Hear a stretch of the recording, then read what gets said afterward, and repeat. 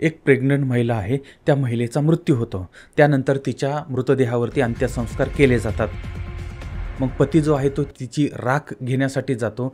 त्यावेळी त्याच्या हाताला अचानकपणे असं काहीतरी लागतं की ज्यामुळे सगळेजण हादरले जातात आणि नंतर धक्कादायक असा खुलासा त्या ठिकाणी होतो. आता ही नक्की घटना काय आहे त्यासाठी आपल्याला जायचं आहे उत्तर प्रदेशमध्ये. त्या ठिकाणचं मेरठ शहर आहे आणि त्या शहराच्या जवळच हस्तिनापूर नावाचं ठिकाण आहे आणि या भागातला म्हणजे एकातला विभाग आहे तो आहे राठोडा खुर्द गाव. आता या गावामध्ये संदीप राहतो आहे. त्या संदीपबरोबर त्याची पत्नी आहे. पत्नीचं नाव आहे नवनीत कौर. आता हे संदीप आणि नवनीत दोघंही अत्यंत सुखाने संसार त्यांचा चाललेला आहे आणि सगळं काही सुरळीत त्यांचं चाललेलं होतं. आता अनेक नातेवाईक मंडळीसुद्धा त्यांच्या आजूबाजूला राहत होती आणि या सगळ्यांमध्येच एक नवीन बातमी मिळाली होती. संसार बहरलेला होता. काही महिन्यातच पत्नी जी आहे नवनीत ही गर्भवती राहिलेली होती आणि आता त्यांच्या घरामध्ये नवीन पाहुणा येणार होता. सगळे आनंदामध्ये होते आणि आता ती पत्नी जी आहे त्या पत्नीची म्हणजे नवनीतचे सगळेजण देखभाल घेत होते, काळजी करत होते आणि या मंडळींनी त्या ठिकाणचं मेरठ शहरातील मवाना या ठिकाणचं JK रुग्णालय आहे त्या ठिकाणी ट्रीटमेंट चालू केलेली होती. हळूहळू दिवस जायला लागले, हळूहळू दिवस सरायला लागले, सगळं काही सुरळीत सुरू होतं आणि आता नवीन पाहुणा येणार आहे आणि यासाठी सगळे आनंदात होते. मात्र 22 जून 2024 रोजी नवनीतला प्रसूतीच्या कळा यायला लागल्या होत्या आणि त्यानंतर मग पती आणि इतर कुटुंबियांनी तिला मेरठच्या मवाना या ठिकाणचं JK हॉस्पिटल आहे त्या हॉस्पिटलमध्ये दाखल केलं. तिच्यावरती उपचार सुरू झाले. आता त्यानंतर तिच्या प्रसूतीच्या कळा थांबलेल्या होत्या आणि डॉक्टरांनी सांगितलं की तिला आता रुग्णालयातच भरती करावं लागेल. 2-3 दिवसांनी म्हणजे 25-26 जून रोजी पुन्हा तिला कळा यायला सुरुवात झाली. आता डिलिव्हरीसाठी मग तिला भरती केलं आणि डॉक्टरांनी सांगितलं की हिचं ऑपरेशन करावं लागेल आणि आता ऑपरेशन सुरू झालं. ऑपरेशनचा काही वेळ त्याच्यामध्ये गेला. आता घरातले सगळे धाकधूक होतं, मुलगा होईल का मुलगी होईल, काय होईल काय होईल, अशा पद्धतीनं सगळं एका बाजूला धाकधूक आहे, एका बाजूला उत्सुकता आहे, हे सगळं होतं. आणि आता ऑपरेशन झालं. ऑपरेशन झाल्यानंतर डॉक्टर अगदी बारीक तोंड करून बाहेर आले आणि त्यांनी बघितलं, संदीपनं विचारलं, नातेवाईकांनी विचारलं. त्यावेळेस डॉक्टरांनी म्हणजे त्यांनी विचारलं की मुलगा झाला का मुलगी झाली वगैरे वगैरे.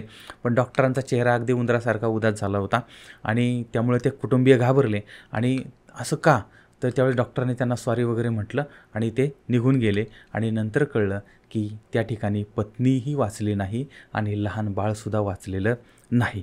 आता हे सगळं पाहिल्यानंतर ऐकल्यानंतर मात्र त्या कुटुंबियांना प्रचंड मोठा धक्का होता, कारण त्याच्यामध्ये त्या नवनीत कौरचा मृत्यू झालेला होता आणि बाळसुद्धा त्या ठिकाणी गेलेलं होतं. आता हा मोठा दुःखाचा डोंगर कोसळलेला होता. एकाच वेळी 2-2 धक्के त्यांना मिळाले होते. त्या पतीनं रुग्णालयामध्येच टाहो फोडलेला होता. आता डॉक्टरांनी मग मृतदेह त्या कुटुंबियांच्या ताब्यात दिला आणि अत्यंत सगळं आता दुःख सावरत जे काही नशिबात आहे ते घडलं आणि त्यानंतर मग त्यांनी ती बॉडी घरी नेली आणि त्यानंतर म्हणजे आता विचार करा की नवीन पाहुणा येणार होता आणि ते सगळे आनंदामध्ये होते, पण घरी मात्र दोघांची त्या ठिकाणी बॉडी आली वगैरे अशा पद्धतीनं अत्यंत विदीर्ण असं ते वातावरण झालेलं होतं आणि आता अंत्यसंस्काराची प्रक्रिया सुरू झाली होती. नातेवाईक मंडळी जमलेली होती आणि त्यानंतर मग टाहो फोडत धार्मिक विधी करत त्यांनी नवनीत कौर यांच्या पार्थिवाला म्हणजे अंत्यसंस्कारासाठी स्मशानात नेलेलं होतं आणि अत्यंत दुःखद अंतःकरणानं त्या ठिकाणी अग्नी दिला गेला आणि त्यानंतर सगळे घरी गेले. दुसरा दिवस उजाडला. दुसरा दिवस हा मातीचा असतो किंवा सावडायचा असतो. आता प्रत्येक भागात वेगवेगळी नावं असतात. काही ठिकाणी दुसऱ्या दिवशी, काही ठिकाणी तिसऱ्या दिवशी असं केलं जातं. तर त्या ठिकाणी आता सगळी लोकं ती राख उचलायला तिथं गेलेली होती आणि आता ती राख उचलायची आणि त्या अस्थीचं विसर्जन करायचं होतं. आता ही सगळी मंडळी त्या ठिकाणी पोहोचली. एका बाजूला डोळ्यामध्ये अश्रू होते, दुसऱ्या बाजूला कर्तव्य करायचं होतं आणि हे सगळं करत असताना त्या ठिकाणी हाडं गोळा करत असताना त्या ठिकाणी संदीपच्या हाताला एक धारदार अशी बारीक वस्तू लागली आणि संदीपनं ती बारकाईनं बघितली तर ते होतं सर्जिकल ब्लेड आणि जे रुग्णालयामध्ये वापरतात. आता त्यामुळे मग हे संदीप किंवा त्याचे नातेवाईक जे आहेत ते दचकलेत, घाबरलेत की ब्लेड हिच्याकडे कसं काय आलं, इथं कसं काय आलं आणि ते ब्लेड हिच्या शरीरातनं बाहेर आलं होतं कारण ते जळालेलं होतं आणि मग ते तिच्या पोटामध्ये गेलं कसं.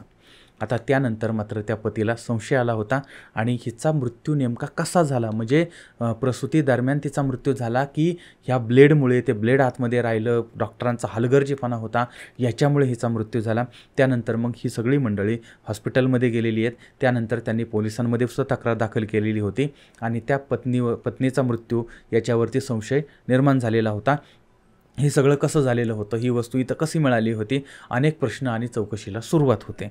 आता यावेळेस मग हस्तिनापूर पोलीस जे आहे ते चौकशी करतात. आता चौकशी करत असताना मग त्या अधिकाऱ्यांकडे, रुग्णालयातले अधिकारी आहेत त्यांच्याकडे सुद्धा उत्तरं मागितली जातात. आता हे ब्लेड सीझर करताना वापरतात, मग ते ब्लेड तिच्या पोटामध्ये कसं राहिलं आणि त्याच ब्लेडमुळे तिचा मृत्यू झाला का, अशा पद्धतीनं हे सगळ्या गोष्टी आता तिथं चौकशीला सुरुवात झालेली होती. आणि पोलिसांनी तो खाक्यासुद्धा दाखवला.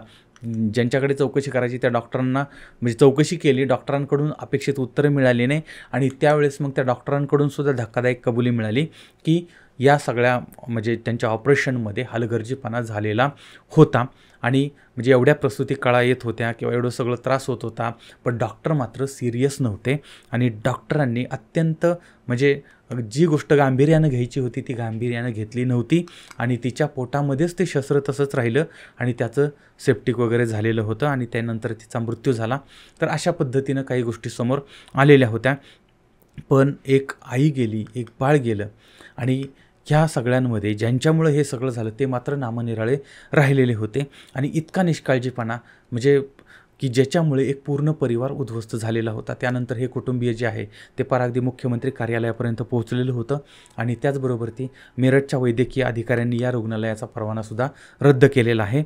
आणि यासाठी या प्रकरणासाठी विशेष समितीचे म्हणजे आयोग स्थापन केलेला आहे, समिती स्थापन केलेली आहे. आणि आता पुढची चौकशी सुरू आहे. आता ही जी घटना घडली त्याच्या अगोदरही अशाच पद्धतीची एक घटना घडली होती. 2020मध्ये उत्तर प्रदेशच्या सीतापूर जिल्ह्यामध्ये राहणारी तरुणी आहे, तिचं नाव आहे शगुफ्ता अंजुम. तर ही जी महिला आहे तर ती 5 जून 2020 रोजी तिला प्रसूती वेदना व्हायला लागल्या. तिला रुग्णालयामध्ये दाखल करण्यात आलं. प्रकृती गंभीर होती, त्यामुळे डॉक्टरांनी ऑपरेशन करायचं ठरवलं. तिला बाळ झालं. 4 महिन्यानंतर पुन्हा त्या महिलेच्या पोटामध्ये वेदना व्हायला लागल्या, त्रास व्हायला लागल्या, उलट्या व्हायला लागल्या. पुन्हा तिला त्याच रुग्णालयामध्ये दाखल करण्यात आलं. त्यानंतर मग डॉक्टरांनी तिची तपासणी केली आणि काही गोळ्या दिल्या, काही औषधं दिली, आराम मिळेल असं सांगितलं. पण त्या गोळ्यांचा काही परिणाम झाला नाही. त्यानंतर तिचं अल्ट्रासाऊंड, CT स्कॅन करून पाहिलं, काही समजलं नव्हतं. आणि त्यानंतर मात्र मग त्या पत्नीला दुसऱ्या एका दवाखान्यात लखीमपूर खिरी या ठिकाणच्या एका दवाखान्यामध्ये नेलं आणि त्या ठिकाणी MRI करायला सांगितलं. तसं ते केलं आणि त्यामध्ये पोटामध्ये एक वस्तू असल्याचं कळलं. त्यानंतर तिचं ऑपरेशन करून तिच्या पोटातून टॉवेल काढण्यात आला. म्हणजे तिच्या पोटात टॉवेल राहिल्यामुळे त्याचं संक्रमण झाल्यामुळे तिची एक आतडी खराब झाली, जी नंतर कापावी लागलेली होती. आणि या संक्रमणामुळे हे जर अजून काही काळ राहिलं असतं तर तिच्या जीवाला धोका होता. आता सामान्य लोकांना या बाबी समजत नाहीत, पण डॉक्टरांवरती ही सगळ्यात मोठी जबाबदारी असते. आणि त्यामुळे त्यांनी आपल्या हातात एकाचा जीव आहे ही गोष्ट लक्षात ठेवून ती कामं केली पाहिजेत.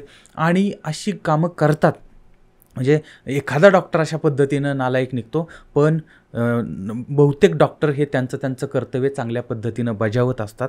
पण तरीही आपण एक अशी मागणी करू शकतो की कोणतंही ऑपरेशन असेल तरी ते इन कॅमेरा झालं पाहिजे.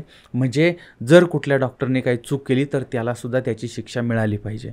आता खरं तर या गोष्टीची एक मोहीमच राबवली पाहिजे की कोणतंही ऑपरेशन हे इन कॅमेराच असलं पाहिजे. आणि जर त्याच्यामध्ये काही शंका आली तर ते त्या परिवाराला आणि पोलिसांना पाहता आलं पाहिजे. आता याबद्दल तुमचं मत काय आहे ते सुद्धा मला जरूर कळवा. पुन्हा भेटूया पुढच्या भागामध्ये एका नवीन विषयासह. तोपर्यंत धन्यवाद.